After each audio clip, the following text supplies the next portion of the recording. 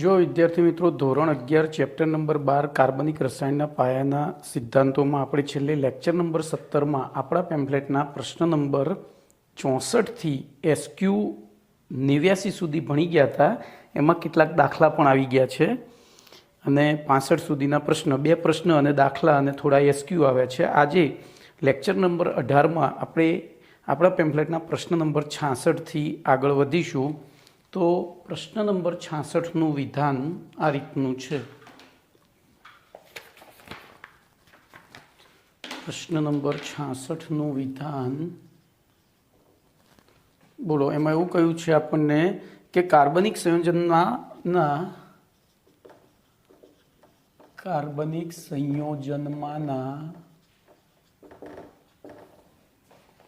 નાઇટ્રોજનના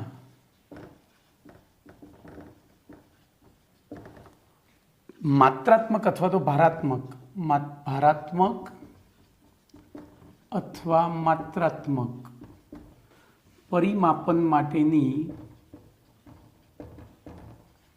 જેલ્ડા અરે ડ્યુમા પદ્ધતિ સમજાવો.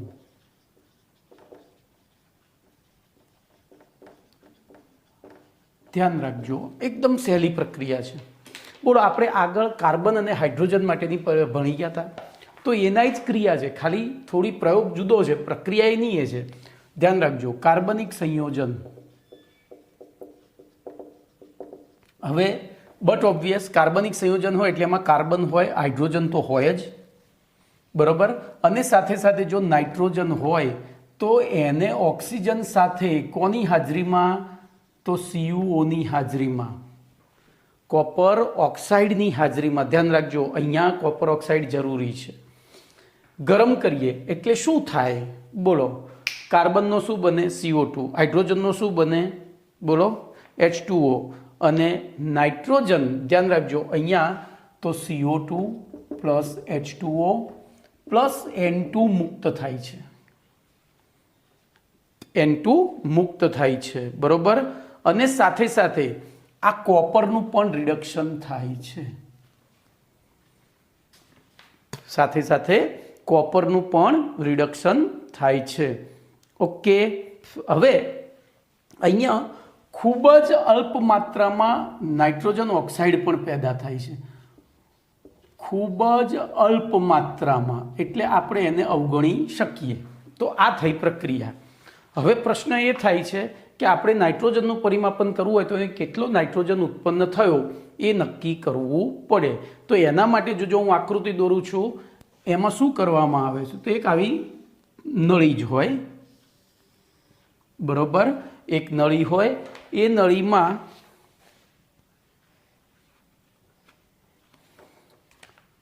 અહીંથી, તો ધ્યાન રાખજો, અહીંથી નાઇટ્રોજન CO2નું વાતાવરણ પેદા કરવામાં આવે. અહીંયા છે ને દહન કરવામાં આવે છે, એટલે અહીંયા મારી ભૂલ થઈ છે. તો CuO સાથે ગરમ જ કરવામાં આવે છે. મેં પેલી આગળની પ્રક્રિયા લખી નાખી, આપણે ચર્ચા ત્યાંથી શરૂ કરી હતી ને. CuOની સાથે CO2ના વાતાવરણમાં ગરમ કરવામાં આવે છે. અહીંથી CO2 વાયુ પસાર કરવામાં આવે. હવે ધ્યાન રાખજો, અહીંયા વન વે વાલ હોય, અહીંયા આ બાજુ વાયુને જવા ન દે તેવો વન વે વાલ હોય, એટલે કે વાયુ આમ જ જાય, આ બાજુ પાછો ના જાય. હવે તો સૌથી પહેલી જ CuOની જાળી હોય છે. શું હોય છે ભાઈ? CuOની જાળી. અહીંયા આવી હું ભાઈ આકૃતિ એટલે પરફેક્ટ દોરું છું કે તમને પરફેક્ટ ખબર પડી જાય. બોલો, CuOની જાળી. એના પછી આ વિસ્તારની અંદર આ પાત્ર આપણે એક લઈએ એવું વિચારીએ, તો આ પાત્રની અંદર બોલો કાર્બનિક પદાર્થ અને CuOનું મિશ્રણ હોય છે, બરોબર. પછી પાછી આ શુદ્ધ CuOની જાળી હતી, આ અશુદ્ધ CuOની જાળી. કેમ ભાઈ અશુદ્ધ CuOની જાળી? અશુદ્ધ સીયુઓની જાળી હોય છે. એના પછી જોજો હવે અહીંયા શું થાય છે આપણે જોઈએ તો અહીંથી આ બંધ હોય આ છેડો અને એક વિમોચન નળી મારફતે અહીંયા રાખેલા નાઇટ્રોમીટરમાં, હવે જોજો નાઇટ્રોમીટરની રચના બહુ સરસ છે, આપણે આપણી રીતે સરળ દોરી શકીએ ભાઈ, એવું ચોપડીની દોરવી જરૂરી નથી. તો નાઇટ્રોમીટરની અંદર અહીંથી એક ટેસ્ટ ટ્યુબ અથવા તો એક બંધ પાત્ર જે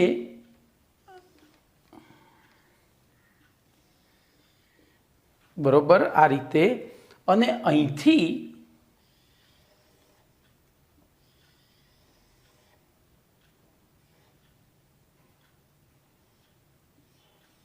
બરોબર આ નાઇટ્રોમીટર છે.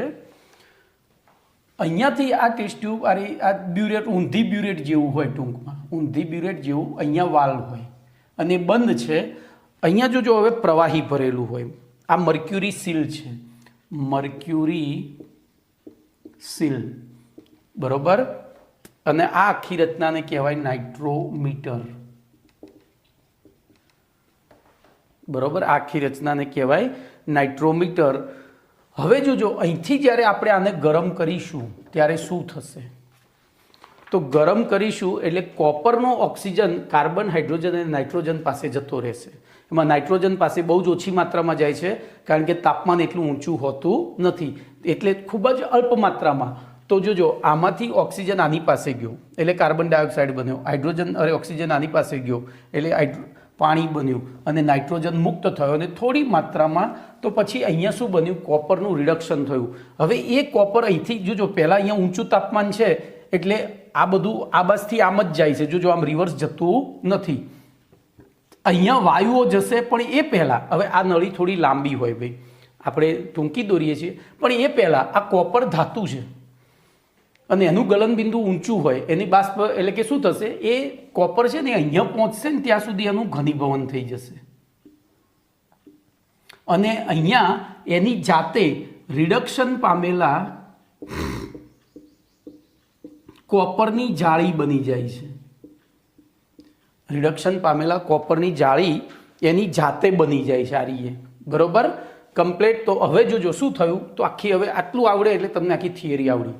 પછી ગણતરી તો આપણે 8, 9, 10નું ગણિતનો ઉપયોગ કરીને જ કરવાની છે. તો કમ્પ્લીટ જોજો અહીંથી CO2નું વાતાવરણ પેદા કર્યું, CO2 પસાર કર્યો, બોલો શું થશે, તો કાર્બનિક સંયોજન અને CuOના મિશ્રણનું દહન કરીએ એટલે કાર્બનિક સંયોજનમાં કાર્બનમાંથી CO2 બન્યો, હાઇડ્રોજનમાંથી H2O બન્યો અને નાઇટ્રોજન નિષ્ક્રિય હોવાથી નટુ સ્વરૂપે મુક્ત થયો અને Cuનું રિડક્શન થઈ Cu મુક્ત થઈ, થોડી માત્રામાં એનો મિક્સ ઉત્પન્ન થયો, એકદમ અલ્પ માત્રામાં. દાખલા તરીકે આ કિલો બનતો હોય ને એટલે કે 22.4 લીટર બનતો હોય ને તારે mlમાં બને 5-10 ml એટલે એ નિગ્લિજિબલ હોય છે. હવે બોલો એ વાયુ અહીંથી આમ આવે તો અહીંયા ભરેલું હોય છે પ્રવાહી પાણી, અને કયું પાણી પણ બોલો તમને આવડવું જોઈએ, આગળની થિયરી ભણી ગયા, એ પાણી ભરવા માટે થઈને જ આ ફનેલ મૂકેલી છે. બોલો એની અંદર શેનું દ્રાવણ ભરેલું હોય છે, તો જલીય પોટેશિયમ હાઇડ્રોક્સાઇડ, આમાં KOH નું દ્રાવણ હોય. બોલો આગળની થિયરી ભણી ગયા હતા. બોલો Cu અહીંયા અટકી ગયો, સૌથી પહેલું કોણ અટક્યું, Cu અહીંયા અટકી ગયો, પછી H2O CO2 H2O અને નટુ પેલો અલ્પ પ્રમાણમાં છે એટલે ગણવાનું, એ નળીમાંથી અહીંયા ગયો એટલે KOH ની અંદર જોજો હવે પાણીની બાષ્પ, આ જલીય દ્રાવણ છે બરોબર, એટલે પાણીની બાષ્પ એમાં જતી રહે તો H2O અહીંયા રહી જાય, CO2 અહીંયા રહી જાય, ખાલી ઉપર શું જશે, નાઇટ્રોજન, તો અહીંયા ભેગો થશે N2 વાયુ. અને એ N2 વાયુ કેટલો ભેગો થયો ધ્યાન રાખજો, અહીંયા માર્કિંગ કરેલું હોય, આમ જેમ બ્યુરેટમાં હોય છે ને એ રીતના માર્કિંગ હોય. તો એ માર્કિંગના આધારે જેમ જેમ નાઇટ્રોજન વાયુ ભેગો થતો જશે, શરૂઆતમાં આટલે સુધી ભરેલું હોય, આ શરૂઆતમાં આટલે સુધી ભરેલું હોય બરોબર, પણ નાઇટ્રોજન વાયુ ભેગો થાય, નાઇટ્રોજન દબાણ કરે એટલે અહીંથી આ પાણી ઉપર જતું જશે.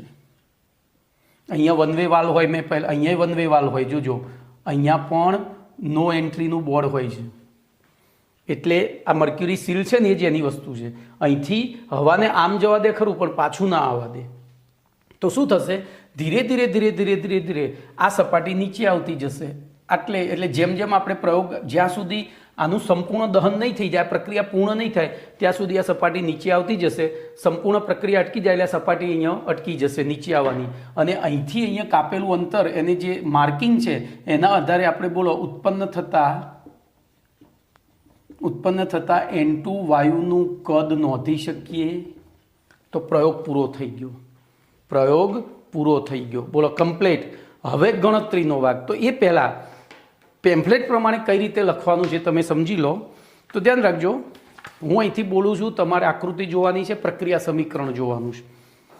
હવે અહીંયા જોજો, મેં એકચ્યુઅલી પ્રક્રિયા સમીકરણ તમને સમજાવવા એ માટે લખ્યું છે. ધ્યાન રાખજો, આપણે આને ફરીથી લખીએ. ઉપર લખું છું બ્લુ કલરની પેનથી. બોલો, કાર્બનિક સંયોજનમાં CX હોય, HY હોય અને NZ હોય તો શું થાય? એની CuO સાથે ગરમ કરીએ. બોલો શું બને? તો CuO સાથે ગરમ કરીએ એટલે જો કે જગ્યા નાની પડશે, હું પછી છેલ્લે સમજાવું છું, લખું છું. ચલો આ ભૂસીને પહેલાં આપણે સમજી તો લઈએ, પ્રક્રિયા પછી લખીએ છીએ.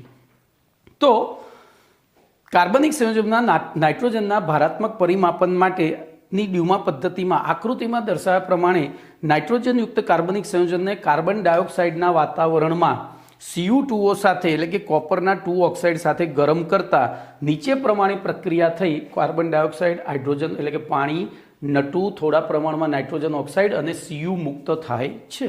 બરોબર.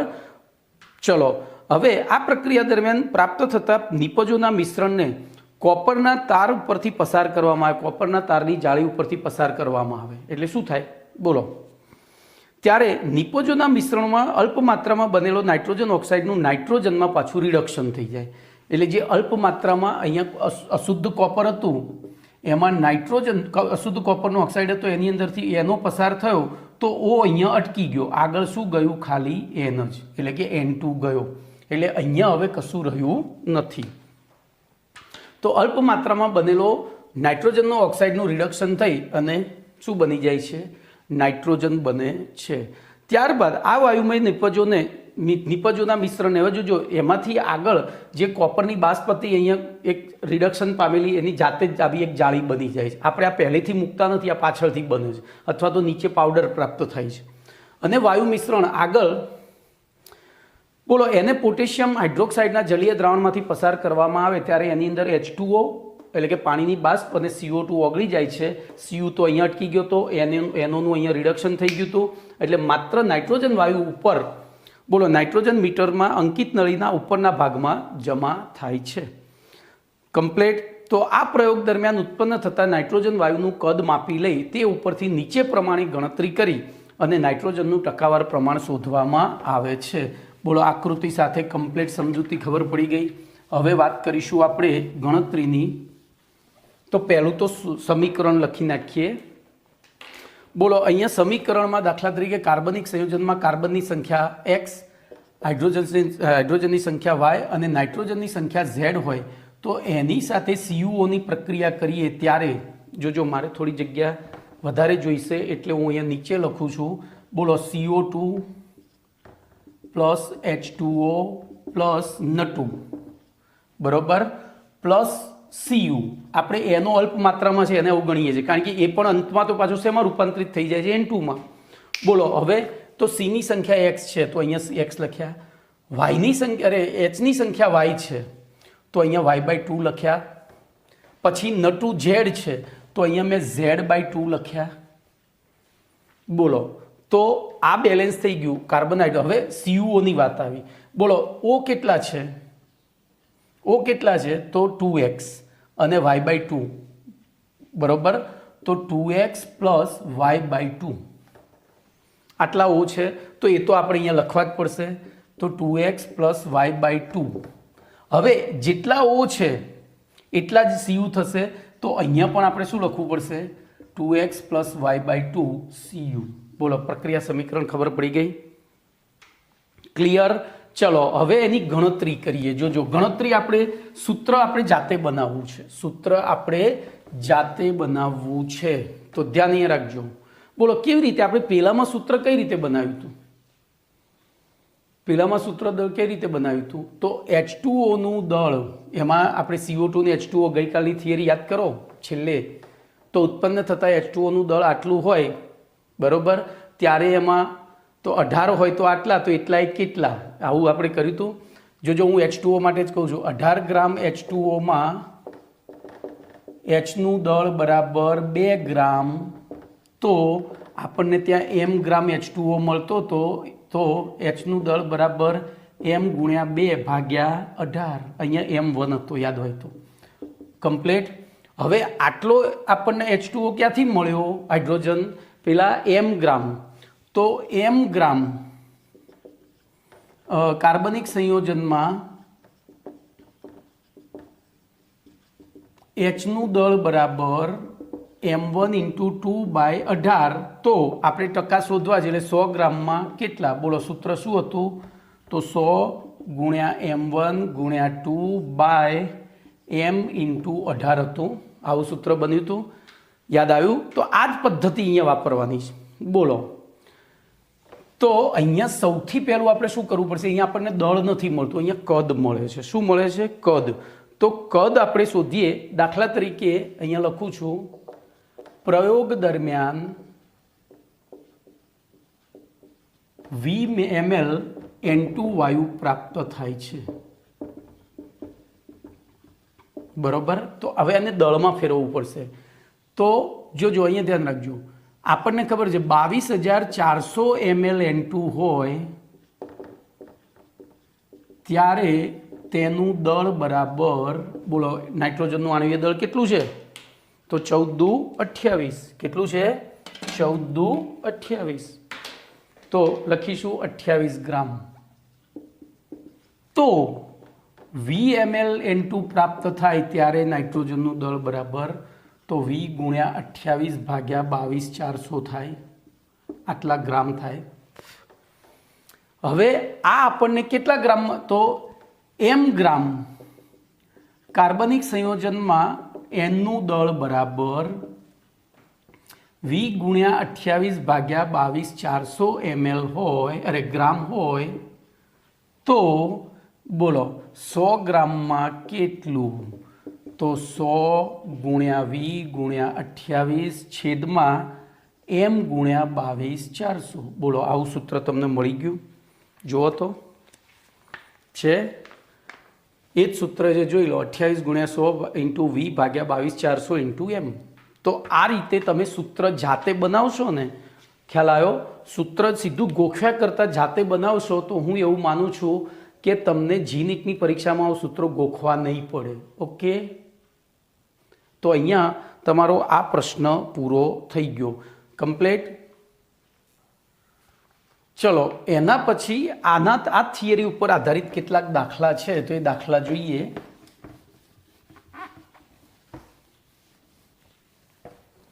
બોલો દાખલા નંબર 5.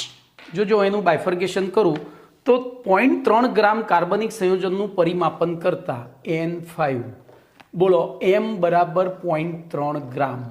સીધું જ બાયફર્ગેશન કરીએ. 300 કેલ્વિન તાપમાને T બરાબર 300 કેલ્વિન અને 715 P બરાબર 715 mm દબાણે 50 ml V બરાબર 50 ml N2 ઉત્પન્ન થાય છે. તો 300 કેલ્વિન હવે જો T બરાબર 300 કેલ્વિન તાપમાને અને P બરાબર 15 mm દબાણે જલીય તાણ 300 કેલ્વિન તાપમાને PH2O, સોરી અહીંયા આપણને PH2O આપી દીધા છે. PH2O બરાબર 15 mm હોય તો %N શોધો. જો અહીંયા કેટલા પાઠ ભેગા કર્યા દેખાય છે ભાઈ? કેટલા પાઠ ભેગા કર્યા છે? તો 5મો અને 12મો આ બે ભેગા કર્યા છે. સૌથી પહેલું જો 2 વખત તાપમાન આપ્યું છે, એટલે આ તાપમાન આ જે થયું ને અહીંયા જો PH2O, આપણે અહીંયા ડ્યુમા પદ્ધતિમાં પાણીની સપાટી ઉપર નાઇટ્રોજનને ભેગો કરીએ છીએ, પાણીની સપાટી ઉપર આપણે ભણી ગયા હતા કે પાણીની સપાટી ઉપર ભેગા કરેલા વાયુનું વાસ્તવિક દબાણ તે માપિત આ કુલ દબાણ થયું. આ શું થયું? કુલ દબાણ થયું. એમાંથી પાણીનું દબાણ બાદ કરીએ ત્યારે તો તેથી અહીંયા બોલો Pn2 બરાબર શું થશે? P ટોટલ માઇનસ PH2O થાય. ચલો P ટોટલ આપણે લેવાનું 715 માઇનસ 15 એટલે કે 700 mm. ચલો પહેલું મળી ગયું. હવે તો આ થયું Pn2. એવી રીતે પણ કયા તાપમાને? તો T બરાબર 300 કેલ્વિન તાપમાને. ક્લિયર? હવે Vn2 કેટલો છે? તો 50 ml. પણ કયા તાપમાને? 300. પણ આપણે તો ગણતરી PV બરાબર nRT પ્રમાણે કરવી હોય એટલે કે તો કયું તાપમાન દબાણ લેવું પડે? STP. તેથી T બરાબર STPA. હવે STPA સીધું જ લખી દો. બોલો STPA. બોલો Vn2 બરાબર કેટલા? Vn2 બરાબર કેટલા? તો એના માટે આપણે શું કરીશું? બોલો એના માટે શું કરીશું? તો P1 V1 upon T1 બરાબર P2 V2 upon T2 સૂત્ર લઈશું. તો P1 V1 upon T1 બરાબર P2 V2 upon T2. તેથી V2 બરાબર P1 V1 T2 upon T1. તેથી Vn2. હવે આ જે હતું ને એ તો 300 કેલ્વિને હતું. આ કયા તાપમાને હતું? 300 કેલ્વિને. આપણે તો STPA શોધવું પડે. તો બોલો Vn2 બરાબર P1 કેટલો લઈશું? તો P1 લઈશું, આ શોધ્યો એ 700 ગુણ્યા V1 તો 50 ગુણ્યા T2. હવે T2 કેટલું લેવાનું? બોલો તો T2 273 લેવું પડે. તો 273 અને T1 કેટલું લેવું પડે? તો કે 300. ચલો તો Vn2 કેલ્સી વગર ગણો તો 50 છંગ 300 થઈ ગયા. હવે 6 વડે આને ભાગાકાર કરીએ તો થઈ જશે. બોલો અહીંયા 6 એકા 6, 6 દુ 12, 6 તરી 18, 6 ચોક 24, 6 ચોક 24. કેટલા વધ્યા? 4 વધ્યા. 3 અહીંયા 4 વધ્યા ને તો 43. 43 એટલે 7 છંગ 42. બોલો 47 થઈ ગયા. પછી આગળ પોઈન્ટને છોડી દો તો 47 ગુણ્યા 700. 47 ગુણ્યા 700 કરીએ તો હું આને 50 ગુણ્યા 7 કરું. 7 પંચું 35. 7 પંચું 3500 થયા. એમાંથી બીજા કેટલા બાદ કરી દેવાના? જોજો આ રીતે કરાય. 700 કૌંસમાં 50 માઇનસ 3. બીજગણિતનો ઉપયોગ કરવાનો. તો આ થયા 35,000 માઇનસ 2100. તો 35,000માંથી 2100 ગયા એટલે કેટલા થયા? બોલો અહીંયા ભાઈ 6 પંચા 30 એ થઈ ગયું બરોબર. 47 થઈ ગયા 700. તો કરો હેડો, કરો કેટલા થયા? 1 મિનિટ. 700 ગુણ્યા 50. અરે હા, જો અહીંયા રહી ગયું ને T1 અને જો V2 બરાબર P1 V1 T2 upon T1 P2 રહી ગયું છે બરોબર. મેં કીધું કેમ આમ થાય છે? આટલો બધો જવાબ કેમ આવે છે? ફરીથી અહીંયા ધ્યાન રાખો. તો બોલો Vn2 આપણે કિંમતો મૂકીને પછી છેદ છે ને કેલ્સી નથી જ વાપરવું, ભલે 10 મિનિટ વધારે થતી. બોલો P1 આપણું તો 700 ગુણ્યા V1 તો 50 ગુણ્યા T2 તો કે 273 છેદમાં T1 તો કે 300 અને પછી P2 તો 760 કારણ કે STPA 760 હોય. બોલો આપણે પહેલાં તો મીંડા ઉડાડી દઈએ સીધા જ કમ્પ્લીટ. હવે અહીંયા ભાગાકાર કરીએ તો 9 તરી 27 અને 91 થઈ ગયા સીધા જ. 9 તરી 27 ને 91 થયા. હવે અહીંયા જોજો ભાગાકાર કરીએ તો 12 છગ 72 છે બરોબર. 12 છગ 72 છે પણ અહીંયા 6 વાળો તો કોઈ ઘડ્યો નથી. તો અહીંયા થાય ને 15 છગ 90. ધ્યાન રાખજો 15 છગ 90 અને 12 છગ 72 હજુય થાય. આપણે 90 91માં ઓછા કરી દીધા. બોલો હજુય થાય. 4 તરી 12 અને 5 તરી 15. બોલો હજુય થાય. 1.11 થાય. 5 ને 4 વડે ભાગીએ તો કેટલા થાય? બોલો તો 4 એકા 4, 1 વધ્યો, મીંડું ઉતર્યું, 4 દુ 8 સોરી 25 થાય બરોબર કમ્પ્લીટ. તો 1.25 ગુણ્યા 7 ધ્યાન રાખજો અહીંયા 1.25 ગુણ્યા 7 તો 12 સિત્તા 84. 12 સિત્તા 84 બરોબર. કંઈક કેમ આમ થાય છે, આપણે ક્યાંક ભૂલ કરીએ છીએ ભાઈ. આ મીંડા ગયા પછી હા હજુ પાંચડો છે ને પણ. તો બોલો અહીંયા ધ્યાન રાખજો બરાબર. આ 5 છે તો અહીંયા આપણો હવે V2 બરાબર 7 ગુણ્યા 5 ગુણ્યા 1.25 થાય બરાબર. તો આનો ગુણાકાર કરી દઈએ 5 ગુણ્યા 1.25 એટલે કેટલા થયા? તો 5 એકા 5 ને 5 25 એટલે 6.25 થયા બરાબર. પાયો 125 એટલે 6.25 થયા. તો 7 ગુણ્યા 6.25 એટલે 7 છંગ 42 પોઈન્ટ સમથિંગ આવ્યું. ખબર પડી? તો તમારું ત્યાં કદ આપણે જો હવે ઉપરની વેલ્યુ થોડી નાની લીધી છે ભાઈ. આ જી નીટ માટેની ગણતરી છે. તમારે હાલ તો કેલ્સી વાપરવાનું છે તો તમે અહીંયા એક્ઝેક્ટ ગણતરી કરો ને ત્યારે V2 91.90 આવે છે. કેટલું? અરે 41.90 ml. ચલો હવે તો હવે આપણી પાસે બધું આવી ગયું. તેથી %n બરાબર બોલો 100 ગુણ્યા યાદ કરો 100 ગુણ્યા 28 યાદ આવ્યું ગુણ્યા V છેદમાં m ગુણ્યા 22400 બરોબર. 22400 ગુણ્યા અથવા m. તો બોલો 100 ગુણ્યા 28 ગુણ્યા 42 કરી દઉં છું 41.90 જગ્યાએ. એમ આપણે લીધો તો 0.3 ગ્રામ ગુણ્યા 22400. બોલો ખબર પડી? હા. તો આ ભાગાકાર કરશો તમે ત્યારે તમારો જવાબ લગભગ 17.46% જેવો આવે છે. 17.46%. ચલો આપણે રાઉન્ડ ઓફ કરીએ તો જોજો અહીંયા આ 0.3 છે એ અહીંયાથી એક મીંડું ઉડી જાય એટલે 3 થઈ ગયા. હવે તો બોલો અહીંયા આપણે આ 3ને 14 તરી 42 કરી દેવાય. પછી આને 22400 છે તો બોલો અહીંયા આપણે શું કરીશું? તો 14 એકા 14 14 28. પણ 14 અહીંયા આને આખાને ગણીએ તો અહીંયા લગભગ 1.5 જેવું થાય. જોજો 1.5 કરીએ તો 28 એ કોના દોઢા છે? તો 9 તરી 27 9ના દોઢા છે. તો અહીંયા 9 કરાય. બરોબર. હજુ કંઈક સોરી અહીંયા મારી ભૂલ થઈ. 1.5 નહીં પણ પાછો મીંડા આવશે ને. આપણે 14 અને અહીંયા ફરીથી 1 મિનિટ તમને શીખવાડવું છે મારે.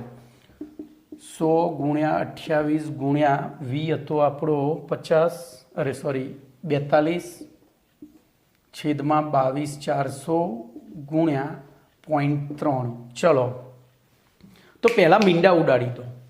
તો ચલો હું આ 3 કરી દઉં એટલે પહેલું એક મીંડું ઉડી ગયું અને બીજું એક અહીંથી ઉડાડું. બોલો અહીંયા 14 તરી 42. હવે તો 14 એકા 14 14 28 બરાબર. તો એ આપણને ત્યાં બેલેન્સ થતું નથી. પણ આપણે અહીંયા આને જોજો 14 અને આને હું 21 ગણી લઉં. ઓછું કરું છું. આ 224ની જગ્યાએ 210 ગણી લઉં તો આ 14 છે એને 7 વડે ભાગીએ તો 2 થાય. 14ને 7 વડે ભાગીએ તો 2 થાય અને આને 7 વડે ભાગીએ તો 3 થાય એટલે કે 30 થાય બરોબર. તો 28 દુ 56 જોજો તો 56 ભાગ્યા કેટલા થયા? તો 30 બરોબર. હવે તો 17 તરી 51 18 તરી 54 ને 19 તરી 57.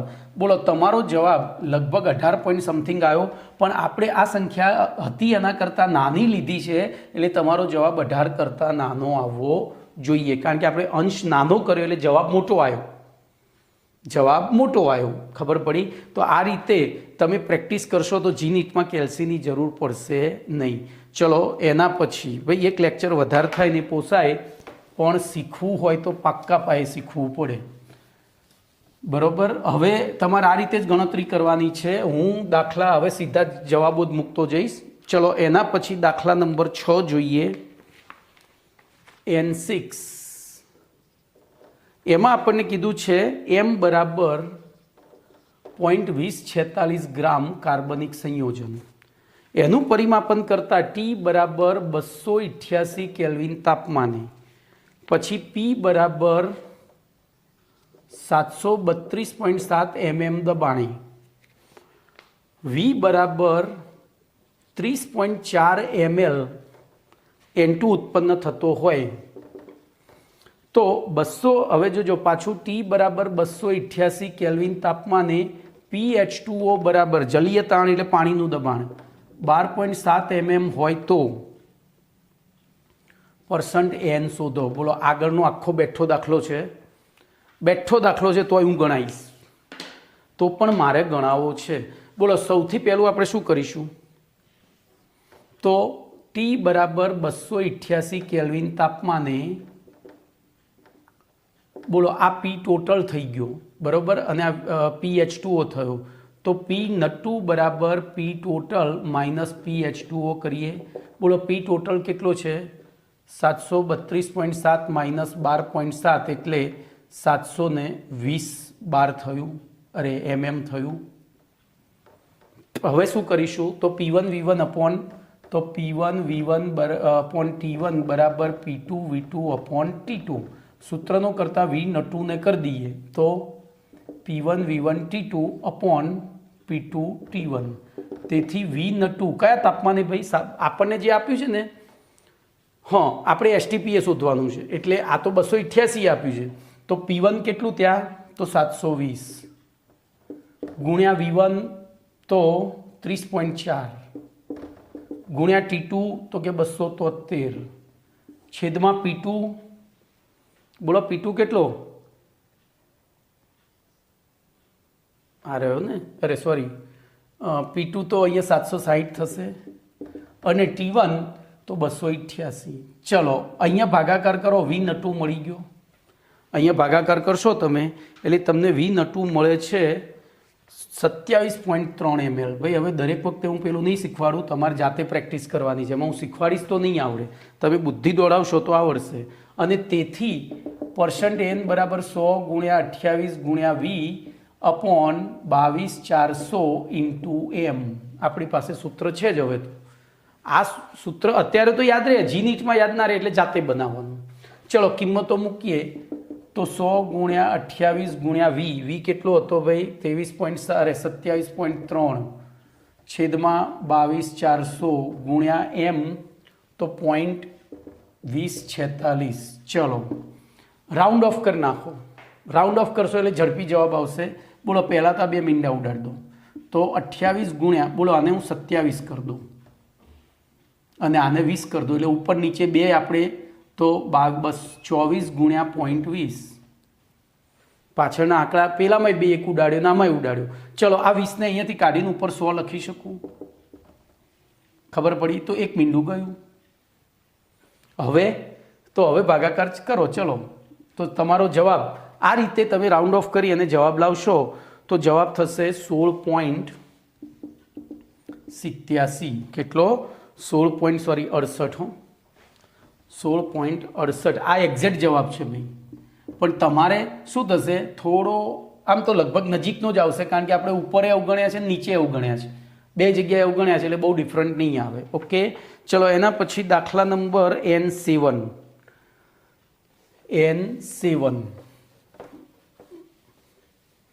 જોજો આ અત્યાર સુધીનો મિક્સ દાખલો આવ્યો. અત્યાર સુધીનો મિક્સ દાખલો, કાર્બનનું નાઇટ્રોજનનું બધાનું પ્રમાણ શોધવાનું છે. તો ધ્યાન રાખજો N7માં શું કહ્યું છે આપણને, તો 0.27 ગ્રામ કાર્બનિક સંયોજનનું, તો M બરાબર 0.27 ગ્રામ. સંપૂર્ણ દહન કરતા WCO2 બરાબર 0.396 ગ્રામ. પછી WH2O બરાબર 0.216 ગ્રામ અને T બરાબર 290 કેલ્વિન તાપમાને P બરાબર 740 mm દબાણે VN2 બરાબર 48.88 ml N2 ઉત્પન્ન થતો હોય તો %C, %H, %N અને %O બધું શોધવાનું છે. બરોબર, %O શોધી કાઢવાનું. ચલો તો સૌથી પહેલું આપણે સૂત્ર મૂકીશું %C નું. ધ્યાન રાખજો, %C નું સૂત્ર આપણને યાદ છે. બોલો 100 ગુણ્યા કેટલા હતા યાદ છે, તો 44. 100 ગુણ્યા 44 ઇન્ટુ, કારણ કે CO2 છે ને, એટલે શું CO2 નું આણ્વીય દળ કેટલું થાય 44 ગુણ્યા RUA 100 ગુણ્યા 44 બરોબર 1 મિનિટ હો મારી ભૂલ થઈ 44 તો આણ્વીય દળ છે ને આપણે પરમાણ્વીય દળ લેવાનું અહીંયા તો 12 ગુણ્યા બોલો CO2 નું જે આપણને કદ મળ્યું છે પોઈન્ટ જો અહીંયા હું સૂત્ર મૂકું પહેલાં તો WCO2 એવી રીતે પછી MWCO2 ગુણ્યા બોલો કેટલા આવે તો M કાર્બનિક સંયોજન આવે આ સૂત્ર હતું આપણું યાદ છે આ સૂત્ર હતું એ રીતના બોલો %Hનું સૂત્ર શું થાય તો 100 ગુણ્યા 2 ગુણ્યા WH2O 2 એટલે Hનું પરમાણ્વીય દળ પછી પાછું MWH2O ઇન્ટુ M ચલો બંનેમાં કિંમતો મૂકી દો બંનેમાં કિંમતો મૂકી દો ક્લિયર તો 100 ગુણ્યા 12 ગુણ્યા બોલો WCO2 0.39 છેદમાં 44 ગુણ્યા 0.27 ચલો એવી રીતે 100 ગુણ્યા 2 ગુણ્યા 0.216 છેદમાં 18 ગુણ્યા 0.27 ચલો હવે આમાં રાઉન્ડ ઓફ કરીને જ ગણતરી કરીએ બોલો હું આને 0.4 કરી દઉં અને આને 0.3 કરી દઉં એવી રીતે આને 0.2 કરી દઉં અને આને 0.3 કરી દઉં બોલો જવાબ સીધો જ તમને હવે ઇઝીલી આવડશે હવે ઇઝીલી ફાવશે તો જો અહીંયા હું ગણવા બેસતો નથી હવે તો %CO2 જે છે એ આવે છે 40% બરોબર એ આવે છે 40% અને %H2O આવે છે એ છે 8.89%.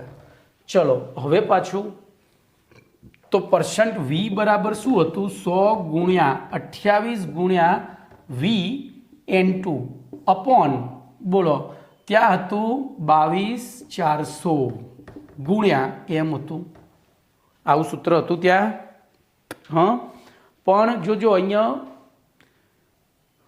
પેલું આપેલું છે એ પહેલાં આપણે અહીંયા V2 શોધવો પડશે ને તો આ તો કયા તાપમાને છે તો P1 V1 અપોન T1 બરાબર P2 V2 અપોન T2 આ ખાસ ધ્યાન રાખજો તાપમાન 273 સિવાયનું હોય અને દબાણ જુદું હોય તો પહેલું એ બે નક્કી કરવું પડે એટલે ખાસ કરીને કદ નક્કી કરવું પડે તો V2 બરાબર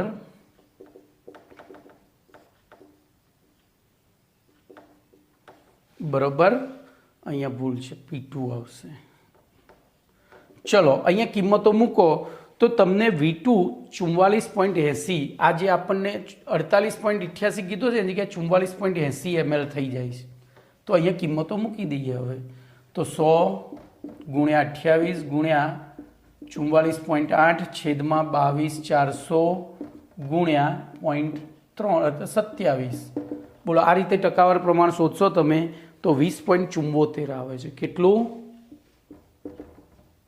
હવે પહેલું કરી દેવાનું %C plus %H plus %N એનો સરવાળો કરો અહીંયા બોલો એ સરવાળો તો 100 થતો નથી ગણીએ આપણે સીધું 40 ને 20 60 ના 68 ને આ બે ભેગા કરીએ ને તો એ 69 જ થાય એટલે 100 થતો નથી તો એ if is not equal to 100 then %O બરાબર 100 માઇનસ %C વત્તા %H પ્લસ %N અને એ બાદબાકી કરો અહીંયા 100 માઇનસ 40 માઇનસ 8.89 વત્તા 20.74 તો અહીંયા જવાબ તમારો આવે છે 30.37%. કેટલો આવે છે 30.37%. તો બોલો બધાનું ટકાવાર પ્રમાણ આપણને મળી ગયું. ઓકે ચલો એના પછી નવો પ્રશ્ન આવે છે. જો એના પછી પ્રશ્ન નંબર 67 છે જેનું વિધાન ભાઈ હવે આમાં પ્રયોગમાં કશું નથી પણ થોડી પદ્ધતિ લાંબી છે લખવામાં લાંબી છે હું તમને અહીંયા સમજાવીશ એટલા સ્ટેપ યાદ રાખશો તો તમને અઘરું નહીં પડે. તો પ્રશ્ન નંબર 67 કાર્બનિક સંયોજનમાંના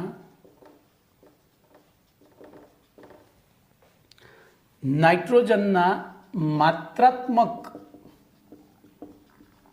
પરિમાપનની જેડા પદ્ધતિ સમજાવો. અહીંયા પણ તમારે આકૃતિ દોરવાની નથી. બોલો શું કરવામાં આવે? તો સૌથી પહેલા જો આપણે એકદમ પ્રેક્ટિકલી જ સમજીએ છીએ, કાર્બનિક સંયોજન એની સાંદ્ર H2SO4 સાથે પ્રક્રિયા કરીએ. બરોબર, સાંદ્ર H2SO4 સાથે પ્રક્રિયા કરીએ તો નાઇટ્રોજન યુક્ત કાર્બનિક સંયોજન, તો એમાં રહેલો નાઇટ્રોજન NH4 twice SO4 જે એસિડિક ક્ષાર છે. શું છે? એસિડિક ક્ષાર છે, એમાં રૂપાંતરિત થાય. બરોબર, ફરીથી બોલો. પહેલું સ્ટેપ, એક મિનિટ, આપણે અહીંયા 4 સ્ટેપમાં છે ગણતરી આખી, તો હું સ્ટેપ 1 કહીશ, S1. તો નાઇટ્રોજન યુક્ત કાર્બનિક સંયોજન. તમે આ મુદ્દા યાદ રાખજો એટલે તમને ગણતરી એટલે થિયરી એકદમ સહેલી લાગશે. સાંદ્ર H2SO4 gives NH4 twice SO4. બોલો કમ્પ્લીટ. તો પહેલા સ્ટેપમાં લખાણ શું લખીશું? બોલો. તો કાર્બનિક સંયોજનમાંના નાઇટ્રોજનના માત્રાત્મક પરિમાપનની જેડા પદ્ધતિમાં આકૃતિમાં દર્શાવ્યા પ્રમાણે આપેલા નાઇટ્રોજન યુક્ત કાર્બનિક સંયોજનના m ગ્રામ દળને, અહીંયા આનું દળ કેટલું લેવાનું? m ગ્રામ. તો m ગ્રામ દળને સાંદ્ર સલ્ફ્યુરિક એસિડ સાથે ગરમ કરવામાં આવે ત્યારે નાઇટ્રોજન યુક્ત કાર્બનિક સંયોજનમાંનો નાઇટ્રોજન સલ્ફ્યુરિક એસિડ સાથે સંયોજાઈ એમોનિયમ સલ્ફેટ બનાવે છે. ત્યારબાદ આ રીતે ઉત્પન્ન થતા પ્રક્રિયા મિશ્રણમાંથી, હવે જોજો અહીંયા આની સિવાય બીજું બાકીના ઘટકો હશે, પણ એ ઘટકો કેવા છે? તટસ્થ. આ કેવો છે? સ્વભાવે એસિડિક. બરોબર, તો હું આને કહીશ પ્રથમ તબક્કાનું પ્રક્રિયા મિશ્રણ. પ્રથમ તબક્કાનું પ્રક્રિયા મિશ્રણ. તો બોલો સ્ટેપ 2માં શું કરવાનું? તો સ્ટેપ 2માં પ્રથમ તબક્કાના પ્રક્રિયા મિશ્રણની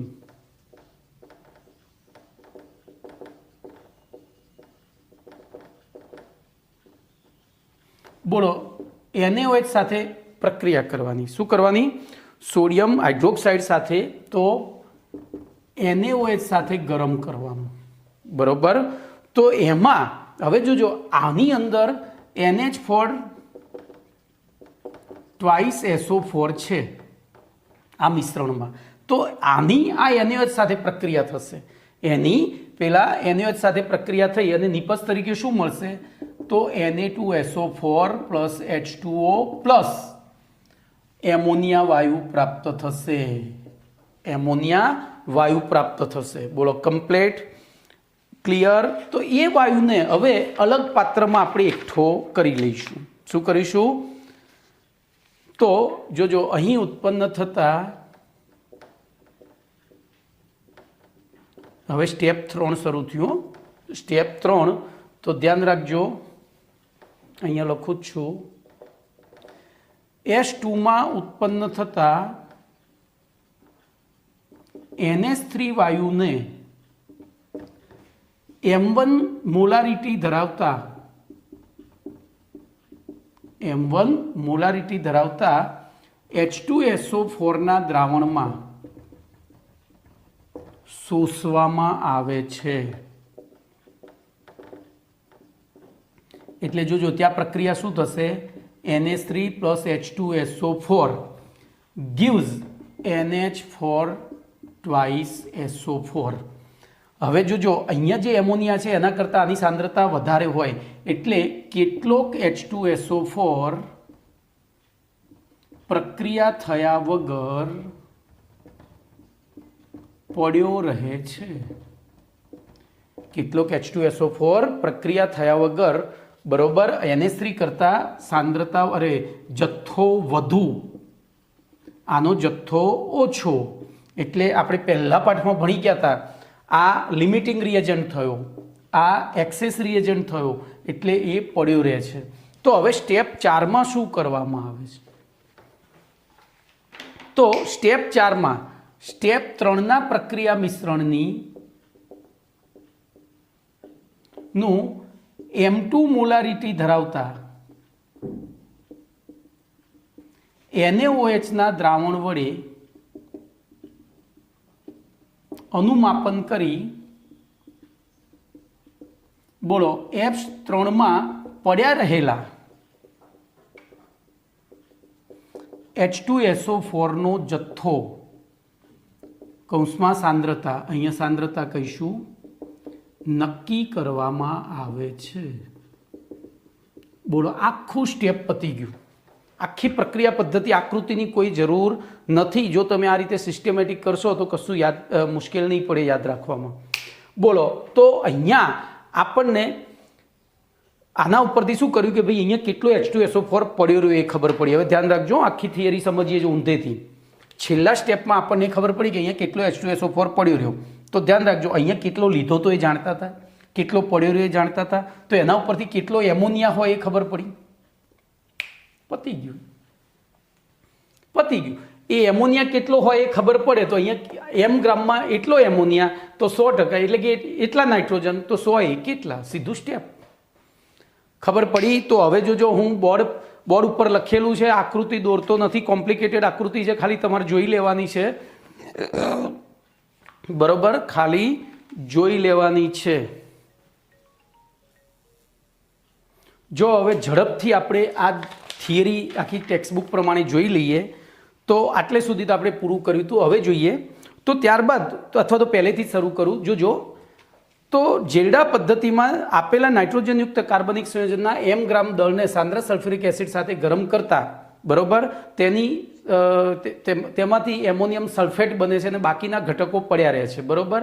હવે તો બીજા તબક્કામાં આ પ્રથમ તબક્કાના પ્રક્રિયા મિશ્રણની સાંદ્ર એટલે કે સોડિયમ હાઇડ્રોક્સાઇડ સાથે ગરમ કરતા એમાંનો એમોનિયમ સલ્ફેટ એ સોડિયમ સલ્ફેટ પાણી અને એમોનિયા વાયુમાં રૂપાંતરિત થાય, બાકીના ઘટકો એમને એમ પડ્યા રહ્યા. આ એમોનિયા વાયુ એ આપણે તબક્કા 3માં પ્રવેશ કરીએ તો તબક્કા 3માં આપણે એ જે H2માં ઉત્પન્ન થયેલા એમોનિયાને M1 મોલારિટી ધરાવતા H2SO4 દ્રાવણમાં શોષવામાં આવે. જોજો, શોષીએ છીએ એટલે એમોનિયા છે ને એ આની સાથે પ્રક્રિયા કરી એમોનિયમ સલ્ફેટ બનાવે. હવે જેટલો એમોનિયા હોય એટલો જ એમોનિયા સલ્ફેટ બને, વધારાનો H2SO4 પડ્યો રહે છે. હવે એ H2SO4 કેટલો પડ્યો રહ્યો એ નક્કી કરવા ચોથા સ્ટેપમાં M2 મોલારિટી ધરાવતા NaOHના દ્રાવણ વડે અનુમાપન કરી અહીંયા પડ્યા રહેલા H2SO4નો જથ્થો નક્કી થાય. જો લીધેલો ખબર છે, પડેલો નક્કી થાય તો કેટલો વપરાયો, એ વપરાયો તો કોની સાથે વપરાયો, NH3 સાથે. તો બોલો એની આધારે NH3નો જથ્થો નક્કી થાય. અહીંયા NH3નો જથ્થો નક્કી થાય તો NH3 જેટલો ઉત્પન્ન થયો તો ક્યાંથી ઉત્પન્ન થયો તો આમાંથી. તો અહીંયા NH3 એમાં નાઇટ્રોજનનું પ્રમાણ નક્કી કરી શકાય. હવે આનું સૂત્ર થોડું કોમ્પ્લિકેટેડ છે પણ તોય આપણે સમજીને કરવું છે. જોજો તો જેલ્ડા પદ્ધતિ જે છે, જેલ્ડા પદ્ધતિમાં %N નું સૂત્ર આ રીતે છે. હું તમને તોય સમજાવીશ. M1V1/1000 -M2 V2/2000. હવે આ કેમ થયા એ આપણે સમજીએ છીએ. ગુણ્યા નાઇટ્રોજનનું પરમાણુ N2નું પરમાણુ અંદર 28 ગુણ્યા 100 છેદમાં બોલો લીધેલા કાર્બનિક સંયોજનનું દળ. હવે આવું કેમ થયું તો ધ્યાન રાખજો, મેં આ છેલ્લી લાઈન જાણી જોઈને નથી પૂછી. બોલો આ કોની વાત છે? NaOHની. આ H2SO4. હવે જોજો H2SO4 મોનોબેઝિક એસિડ છે, જ્યારે NaOH પણ મોનોબેઝિક છે. પણ જ્યારે તટસ્થીકરણની આ મોનોબેઝિક છે, આ ડાયબેઝિક છે, એટલે તટસ્થીકરણમાં આના કરતાં આનો ડબલ જથ્થો વપરાય. આપણે 1 મોલ H2SO4 લઈએ ને, જોજો અહીંયા હું સમજાવું, NaOH તો નિપજ તરીકે Na2SO4 plus H2O plus ammonia બને. તો અહીંયા તમે બેલેન્સ કરો, આને જુઓ, કરો તો બેલેન્સ. બોલો Na 2 છે એટલે અહીંયા બગડો લખ્યો. હવે જો આખું બેલેન્સ થઈ ગયું, આખું એમદમ બેલેન્સ થઈ ગયું. હાઇડ્રોજન 2 તો હાઇડ્રોજન 2, સલ્ફર 1 તો સલ્ફર 1, ઓક્સિજન 4 ને 2 6 તો 4 ને 1 મિનિટ અહીંયા બગડો લખવો પડશે. 2 NaOH H2O સોરી H2 અહીંયા સોરી મારી ભૂલ થઈ. અહીંયા એમોનિયા નહીં આવે ને એટલે બરોબર. તો અહીંયા બગડો જો 2 H છે એટલે બગડો તો જો 4 ને 2 6 તો 4 ને તો અહીંયા બગડો લખવો પડશે, કારણ કે હાઇડ્રોજન 2 અને 2 4 હતા, તો બેલેન્સ થઈ ગયું. એટલે કે આના કરતાં આ બમણો વપરાય, અને બમણો વપરાય તો આપણે તો નોર્માલિટીમાં કન્સિડર, આ મોલારિટી છે, નોર્માલિટીમાં કન્સિડર કરવું હોય તો m/2 કરવા પડે. યાદ છે ને? આને m/2 કરવા પડે. ધ્યાન રાખજો, આની નોર્માલિટી બરાબર શું થશે? 2 મોલારિટી થાય. આની નોર્માલિટી બરાબર મોલારિટી થાય. એટલે મોલારિટી ઉપરથી નોર્માલિટી શોધવી હોય તો નોર્માલિટી બરાબર અહીંયા શું કરવું પડશે? તો અહીંયા 2 મોલારિટી છે ને, આપણને મોલારિટી ઉપરથી નોર્માલિટી શોધવી છે, એટલે આના કરતાં આનો જથ્થો ડબલ, અને એના કારણે આને મોલારિટીમાં કન્વર્ટ કરવા 2000 વડે ભાગવા પડ્યા. આમાં બહુ ડીપમાં ના જતા, એકદમ ઇઝીલી યાદ રાખજો. બરોબર, સીધું જ છે. m1v1 minus upon 1000 minus m2v2 upon 2000, 28 ગુણ્યા 100.